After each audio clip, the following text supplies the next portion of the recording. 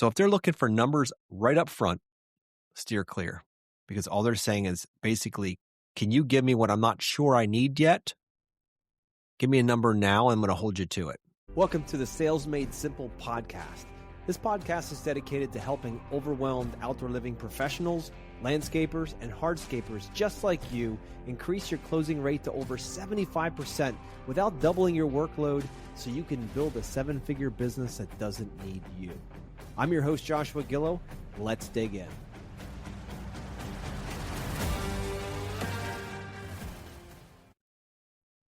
Hey, everyone. Welcome back to the Sales Made Simple podcast. This is your host, Joshua Gillow.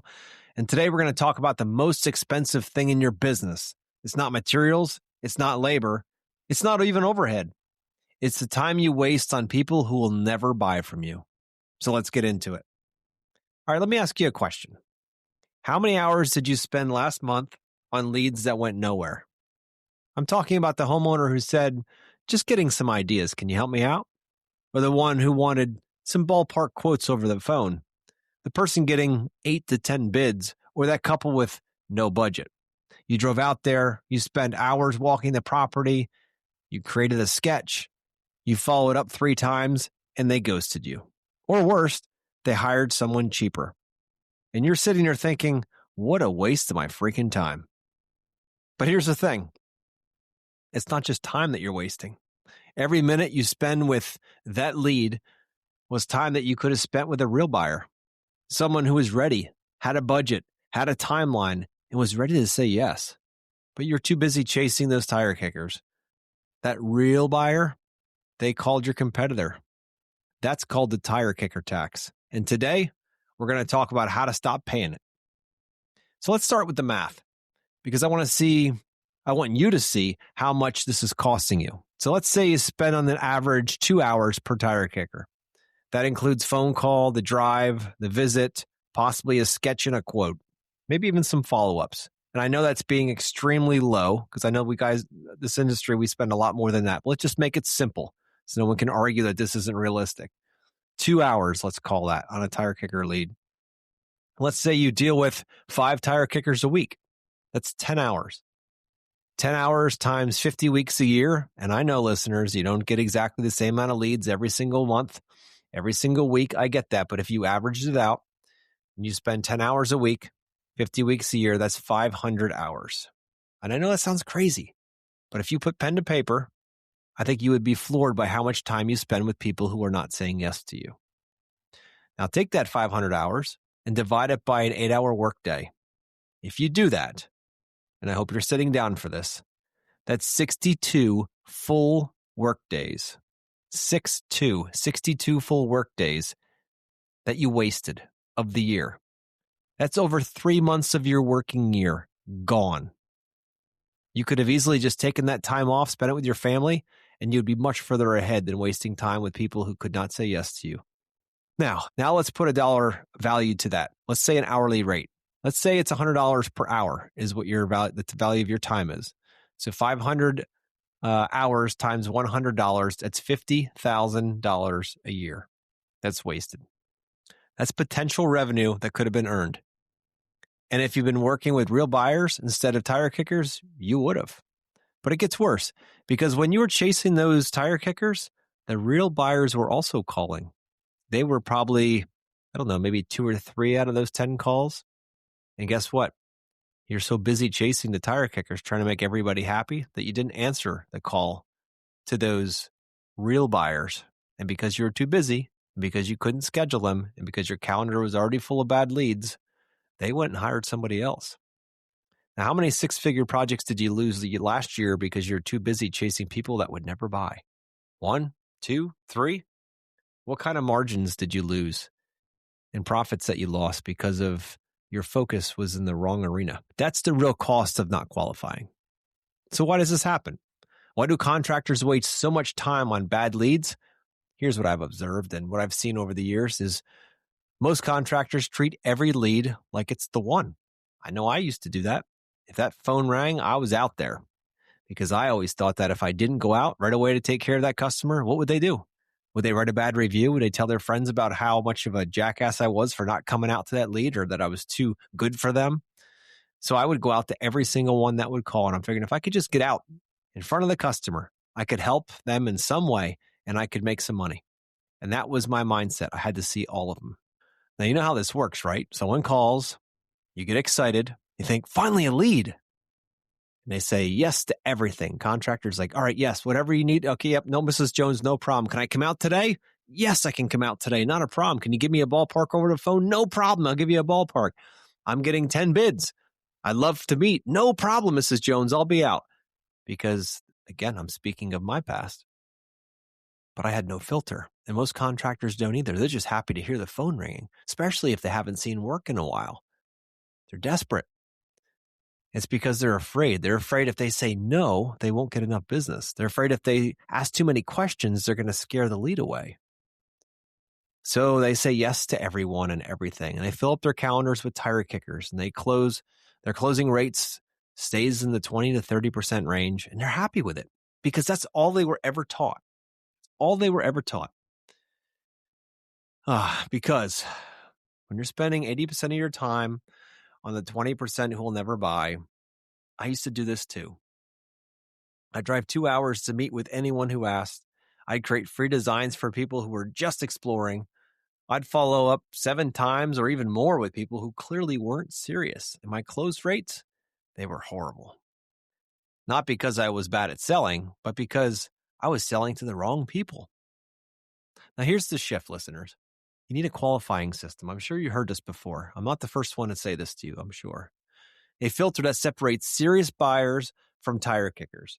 Before you ever even get in the truck and think about driving out to that customer's house, you need some way of making sure that it's going to be a good exchange of your time. Now, I know you're thinking, but Joshua, what if I'm wrong? What if I turn away a good lead? Here's the truth. Serious buyers pass the filter. Now, they have a timeline. They have a budget. They respect your process. They're willing to line up and do whatever you ask in order to get to you. So they pass through the filter. Only tire kickers fail on it. They fall out. Tire kicker gets offended by professional questions, which is actually perfect if you think about it, because you don't want to work with people who get offended by professionalism, do you? Let me tell you what happens when I finally built my qualification system. My calendar went from packed with mediocre leads to half full or less with great leads. I had more time to spend with the good clients who were willing and able to say yes, that loved my ideas, and that wanted to see these things all the way through construction. My close rate went from 30% to well over 75%. Same market, same skills, same me, but a better filter. I stopped wasting time on people who would never buy, and I started investing time in people who were ready to buy and say yes. That's when everything changed. Now I could spend my time with the right people and not waste it with people who absolutely could never say yes to me. All right, so I'm going to give you some red flags to watch out. If you think you got a tire kicker on the line, but you're not really sure, I'm going to give you a couple of red flags here to really keep your ears and eyes out for. Now, if you spot 2 or more of these, walk away. They're just going to become big headaches, but always use your best judgment, but don't ever say that I didn't tell you so. Write these down. These are powerful, powerful red flags. So, red flag number 1, I'm just getting ideas. That's what the homeowner leads with. They say, we're just exploring options or we're not ready yet. The translation is they don't have a timeline. There's no urgency. They're just browsing, not buying. They were probably scrolling through Instagram the night before and said, you know what, honey, our backyard is kind of drab. Maybe we want to spice it up a little bit. She's like, that sounds good, honey. Why don't you call a couple of new people to come out and take a look, and we'll see what kind of free estimates they'll give us. Maybe we'll start there. And while that sounds enticing, they are nowhere near ready. Financially, most likely. Financially, not ready. Emotionally and psychologically, not ready for this kind of a commitment of what it could be. Now, if you're selling $500 or $1,000 projects and doing small revamps or polishing things up, then hey, that's okay. Small budgets are fine. But if you're doing, 5 and 6 figure outdoor living spaces, this is a red flag. People that are coming to you for these larger projects have done some thinking, some research. They're aware of what they need to do. They're not sure yet, but they're aware that they need to do something. Not just, maybe it would be better if we get some ideas. Red flag number 2, Can you just give me a ballpark over the phone? This is where you get yourself in trouble, contractors. Be very careful with this one. How can you possibly, again, we're talking about larger projects here, 5 and 6 figure plus projects. How can you possibly give somebody a ballpark when you've never designed the project, never met the clients, never did a discovery process, never even got deep into what they truly need, want, and desire in the space, but they want a ballpark? How can you possibly do that without any of the other information? So if they're looking for numbers right up front, steer clear, because all they're saying is basically, can you give me what I'm not sure I need yet? Give me a number now, and I'm going to hold you to it. That is not a good spot for either you or the client to be in. So be very, very careful if someone asks you for ballpark pricing right up front. Now, if you're doing one-off, if it's a replace a retaining wall, or you're going to add some mulch to a bed or something like that, you may be able to shoot that off the hip. But we're talking more integrated 5 and 6 figure projects. You need to go through an entire process before you can even figure out what they need, before you can even give them a number. So don't take this bait. You can redirect this pretty easily. We teach you how to do that in the academy. Now, next red flag here is number 3. I'm getting 8 to 10 bids. And I'm sure most of you listeners haven't heard a client say they're going to do that many bids. My point is they're getting a lot of different bids, and they're telling you that right up front. They're basically saying, give me your best bid up front, or don't even bother talking to me. Because they're talking to half the contractors in town. And the translation to this one is, I'm going to choose the cheapest. Quality, yeah, I want quality, but I want it at the cheapest price. And if you are the cheapest price, it won't be long before you're bankrupt. So if somebody's telling you they're getting all these different bids, it basically is saying, I'm looking for the cheapest. What you're looking for here is someone who's looking for you, not just somebody with a pulse and a truck to do the job. Red flag number 4, my spouse isn't available. Only one spouse wants to meet. The other is always too busy. Be very careful with this one. 5 and 6 figure plus projects, both decision makers involved in all initial meetings specifically to make sure everything is lined up correct, and both get to have their say in this. Because what will happen if you only have one decision maker in here, a majority of the time, is that decision maker is not present, and you have your bird dog, which is the frontline person, doing all this work, and then they're selling the banker in the back end. And if you're doing that, I'll tell you right now what's going to happen. There's a high probability that he or she, as the bird dog, is not a great salesperson, and the banker is not going to be convinced this is a great investment, and this whole thing falls apart after you've spent a lot more than 2 hours with this customer. So make sure you get both decision makers in all parts of the first side of the conversation, all your discovery process at a minimum, so that you can guarantee this project hits all the needs, wants, and desires of both decision makers. Now, this obviously works if there's 2 people making decisions in the house. If it's a widow, or it's somebody living on their own and they're doing something, respect that, of course. Don't force them to bring their neighbor or their aunt into the mix, of course, right? But most of the people that we're going to work with are, have 2 decision makers in a home. Make sure you get both of them. Red flag number 5. Can you match this price? When you've got that homeowner who's gone around and already got a free design from somebody and is shopping it, and they're looking to get a quote for less, and they want you to beat it. Translation, they're trying to pit contractors against each other to the race to the bottom. They think they're the ones in control. Don't play this game, guys. Don't play this game. Be smarter, stand above this, and let them know that you'd be happy to work with them, but you'll do a design with them to make sure you can get the exact things they need in their project and not just hit a price. Because the last thing you want to do is build something that somebody at the end has regret for, because, hey, you hit a price, but you didn't give them at all what they needed. That's no way to build a referral system, and lots of work in the future from each project. Next here is a history of bad experiences. When you meet with a homeowner and all they do is badmouth other contractors and how horrible it was to work with them. And you know what? Sometimes homeowners get really duped by contractors. There's a lot of rough ones out there that'll just screw people over. I've dealt with lots of homeowners that have had bad stories about contractors, and that's okay for them to air that out. But my question is, my thought is, if that customer has had nothing but a string of bad experiences with contractors, the only common thread here is the homeowner. So either they got a bad line of contractors, which is possible, or they're the problem.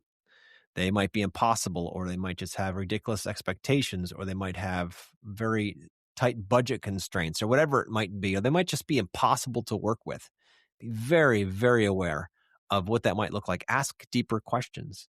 Questions like, so what would the perfect experience look like for you with a contractor? Let them tell you about what it would look like. And then listen, does that definition, does their explanation, does it match you and your company? Or is it something you will never be able to give them? Simple questions here. This is just 6 red flags to watch. There's tons more in the book that you can go through and look at. And it'll give you a good idea of what to be listening for when you get on those phone calls to make sure you're not missing or glossing over. Because I know how it is when you get really excited because you got the phone to ring. Next thing you know, the phone's ringing and you're like, yeah, I can do that project, no problem. And your mind goes into fantasy land of all the ways that you can possibly make that work when your gut tells you, you know what, there's a lot of red flags here. I'm just not sure how the heck I can get around them. No big deal. I need money's in the drawer right now. I got payroll. I've got bills to pay. What I'm telling you here is when you hear 2 or more of these red flags that I just mentioned, screen much harder or walk away. Now, sometimes red flags aren't obvious, so you need to test the lead with qualifying questions. Here are 5 questions that you'd like to ask every lead coming in the office. These are just general questions, but this will give you a sense, a primer, a pulse of where the client is right now. Question number 1. What inspired you to reach out now? This is what we're listening for, is it's listening for urgency. A good answer would be, our deck is unsafe and we need to get something done before summer. Yeah, I got splinters out there. The railings are shaky, whatever it might be. A bad answer would be, I'm just curious about what it would cost to fix something. That's not something you want to run into because that curiosity of cost most likely could be someone looking for a cheap way to fix a problem. Question number 2. Are you looking to start this in the next 30 to 90 days? Or is this more exploratory? This is a great question to ask somebody where you're not sure where they are in their buying process, right? Whether they're early, whether they're just kind of thinking about something, if they're problem aware, are they shopping right now to make a decision? Are they ready to buy? Where are they on the continuum of their purchase decision? And this question separates the buyers from the browsers. A good answer would be, we want to start as soon as possible, as soon as the design is done, as soon as we get all the details lined up. A bad answer might be, or an answer you need to be more concerned about would be, maybe next year or the year ahead, a year after that. We're just kind of trying to plan ahead as much as we can. We're not really sure what we're going to do yet. And now I call that a bad answer. And some people plan way out. We deal with a lot of customers. We work with a lot of customers that do plan a year or 2 out. And that's not necessarily a bad thing, but we need to know how much gasoline we're going to put behind the fire with these guys. If they're chomping at the bit to get started, they want to get started as soon as possible, then we put them up in a higher level. Like, okay, these are the people that really want to make a move now versus the ones that might do something in a year, put them on ice and just let them in the back of the pipeline, right? So we have to think about where they are. So this isn't necessarily a deal killer. This is more about making sure you know where they're how much they're really pushing to get this done. Question number 3. Have you set aside a budget for this? Or what kind of investment are you thinking about for a project like this? This tells you if they're financially prepared. Had they even thought about this project? A good answer would be like, yes, we've saved 50, or we have 150, or we're looking to do this in phases, or we're ready to invest. We're flexible, probably a 30 to 60K range, or whatever it might be. With that being the case, you can tell they've actually thought about how much they want to invest, and they're open to communicating that with you. They're not trying to hide that. A bad answer would be like, oh, I don't know. I have no idea. We'll figure that out later. Those are often stuck in fantasy land and they tend to blow up later. So we need to make sure we're having that budget conversation early with the customer. And again, we teach that in the Sales Academy, how to have that in a fun way that is not weird or strange or feel like you're forcing it out of somebody. This is just a nice way to have the conversation around budget because we have to have that conversation. If we don't have a budget conversation, it's kind of like grabbing your bow and arrow, putting up a big target, a bullseye, putting a blindfold on, spinning around 3 times and trying to hit the bullseye. Like if we don't have an idea of what that budget looks like, There's no way we can possibly design all their wants, needs, and desires into that outdoor living space without having the target of how much they want to invest in it, whether it's possible or not possible. So budget is very important. We don't necessarily need to have exact figures here, but we need to see if they've thought through this. Are they prepared? Question number 4, is there anyone else involved with making this decision? This is where you get a sense of and you start planting the seed for the fact that you're going to need to have both decision makers present specifically through the discovery process. Make sure you're pulling out what the true needs, wants, and desires of both decision makers are, not just one, both. A good answer would be like, yes, my husband and I are both deciding. We're both available. We're excited for this project. What you got to be really careful for, listeners, is when you see the and hear the, I'm gathering all the info from my spouse. He or she is just too busy. I make all the decisions in the house for this. Let me tell you something. That can blow up quickly. So be very, very careful. This is your choice to make and how you do this. This is only suggestions. But I tell you one thing, if you lock it, of all these, if you lock this one in and you get this as part of your standard operating procedures in your business, that you get both decision makers on all discovery calls and proposal reviews and all that kind of stuff, and obviously design reviews, you're going to see a huge shift in how fast your projects move through and how much more you get in the closing side of things, how much your rates go up. Now, question number 5. This one here is one that most contractors don't ask because either they don't know how to ask it or they're just afraid of the answer. Question number 5, beyond the work itself, what's most important to you in choosing the right contractor or the right partner? This tells you if there's alignment. Is there truly alignment in what they want, need, and desire from the relationship with the contractor and or professional in this engagement? If they say, I just need somebody to come here, just do a quick, cheap job and get out, and that's not you, well, then it's good to know that now. If they're saying, look, we really want to find somebody who would be a great partner and guide through this process. We've never built a backyard before. We want to have a design professional involved so we can match the interior to the exterior of the house. And we want to be able to do it where we have one point of contact and we don't want to have to be hiring a bunch of people and right down the list. And that lines up, there's alignment to what you do. Well, then you know it's the best thing that could possibly be. That's a good answer, right? Someone say you're all good with someone who can help us put this all together. That's what you do. You put things together. Perfect.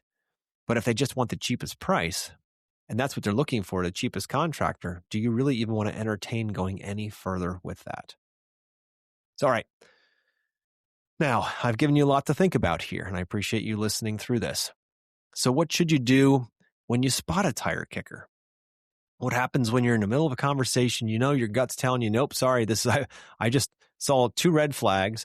They didn't even answer some of my questions of the 5 questions that gives a minimal qualification.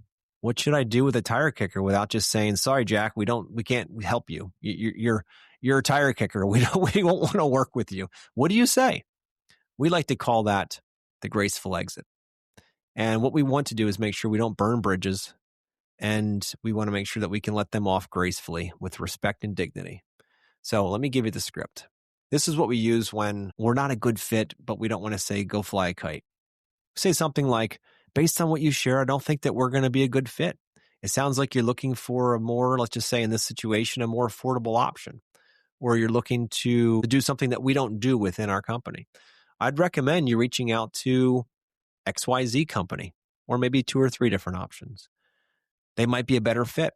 I wish you the very best on your project, and thanks for reaching out to us. This allows you to help them and guide them to the next step by clearly saying that you aren't a good fit, and that's okay. And you may even have some customers that push back. Wait a minute, what are you talking about here? No, I want you guys to do this. Once you decide you're going to give the graceful exit, you stick with it, because they may try to peel back and be like, come on, actually, everything you said is what I want, after they just said it wasn't that way. And now they're going to try to get you out there because you're the first person to pick the phone up, not because you're the best fit. So if you know in your gut that this is not the right fit, you need to stand with that. You need to hold that ground, and you need to set that guardrail.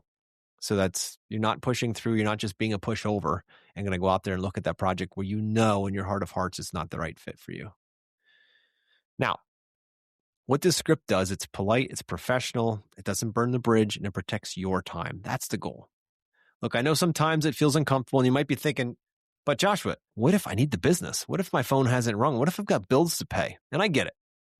But here's what you need to understand. Saying yes to bad leads prevents you from saying yes and spending a great amount of times with the good and great ones.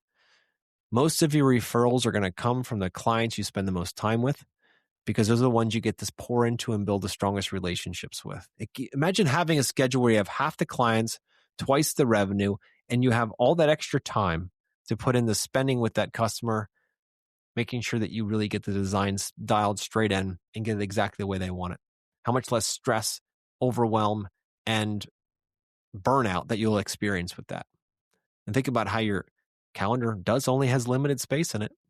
Your energy has limits. You can't do everything. You can't be a business owner and a father or a mother and also want to play any kind of sports or do anything beyond work and home, because your time is finite. It's not, you don't just have an endless supply of it. So every hour you spend with that tire kicker is an hour you can't spend with the real buyer. And that, my friends, is costing you money. So when you say yes to a bad lead, you're actually saying no to a good one. And most people just aren't aware of it yet. Here's what I started doing. I built a qualification checklist, and then I made a rule. If they don't pass the filter, I don't take the meeting. It's that simple. No exceptions. And you know what happened? My closing rate skyrocketed. Not because I was only meeting with the right people, but I was also meeting with the right people who are ready to buy. People who had budgets, timeline, urgency. People who wanted what I had and wanted to hire me. People who didn't just want somebody with a pulse and a truck, but someone who wanted actual skill.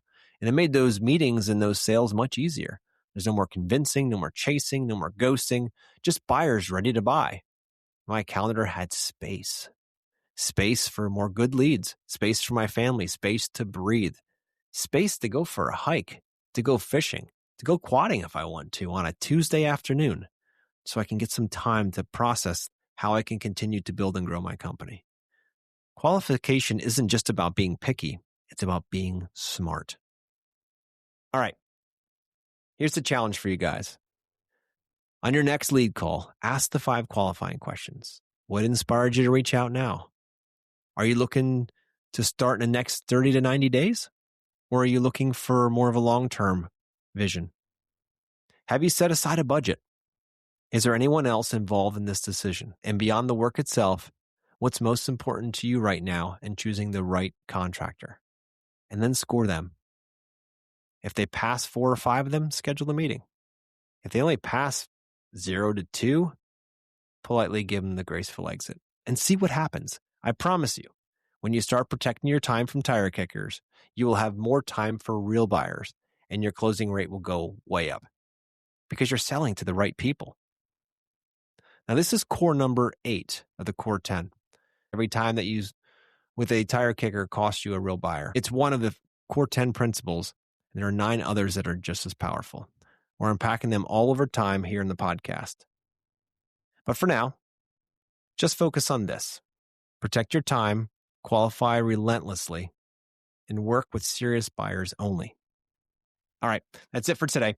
Until the next episode, ask those 5 questions, qualify hard, work much easier. This is Joshua Gill with Sales Made Simple Podcast. Now go protect your time.